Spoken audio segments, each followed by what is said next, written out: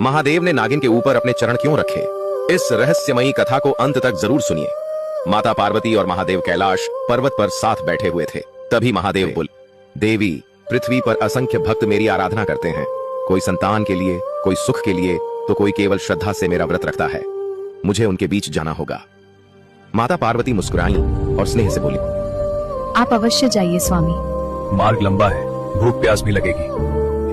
माता पार्वती ने प्रेम से झोली भर दी और महादेव पृथ्वी की ओर प्रस्थान कर गए। उधर मार्ग में एक नागिन पहले से प्रतीक्षा कर रही थी।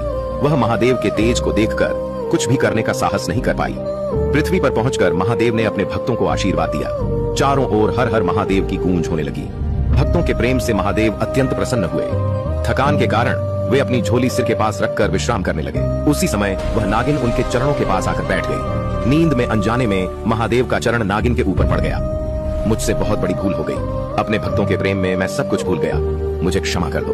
महादेव बोले, इसके बदले में मैं तुम्हें वरदान देता हूँ, जो मांगो मिलेगा। मैं हर जन्म में आपके साथ रहना चाहती हूँ। यह सुनकर महादेव चिंतित हो गए। यह सरल नहीं है मेरी प्रिया पार्वती, तुम्हें देखकर क्रोधित हो जाएंगी। नागिन बोली, स्वामी, आपने वचन दिया है, अब मैं आपसे अलग नहीं हो सकती। महादेव बोले, ठीक है, पर तुम्हें देवी से छुपकर रहना होगा। तुम मेरी झोली में चली जाओ। नागिन झोली में चली गई और महादेव कैलाश लौट आए। घर पहुंचकर माता पार्वती ने झोली एक ओर रख दी और महादेव से बातें करने लगी। कुछ समय बाद महादेव तपस्या के लिए चले गए। पीछे माता पार्वती सफाई करने लगी। जैसे ही उन्होंने झोली को हिलाया, उसमें से एक सांप बाहर गिर पड़ा। सांप को देखकर माता पार्वती क्रोधित हो गई। उन्होंने झाड़ू से उसे पकड़ लिया। डर से कांपती नागिन बोली, मुझे छोड़ दीजिए देवी, मैं अपने घर चली जाऊंगी। मैं तुम्हें क्षमा नहीं कर सकती। उन्होंने एक गड्ढा खोदा, नागिन को उसमें डाल दिया और ऊपर से मिट्टी डाल दी। कुछ समय बाद महादेव कैलाश लौटे। उन मुख पर गंभीरता थी, पर यह मेरी भूल थी। देवी कृपया मुझे क्षमा करें। अब बहुत देर हो चुकी है, आपने यह बात मुझसे क्यों छुपाई? वह मेरी भूल थी देवी।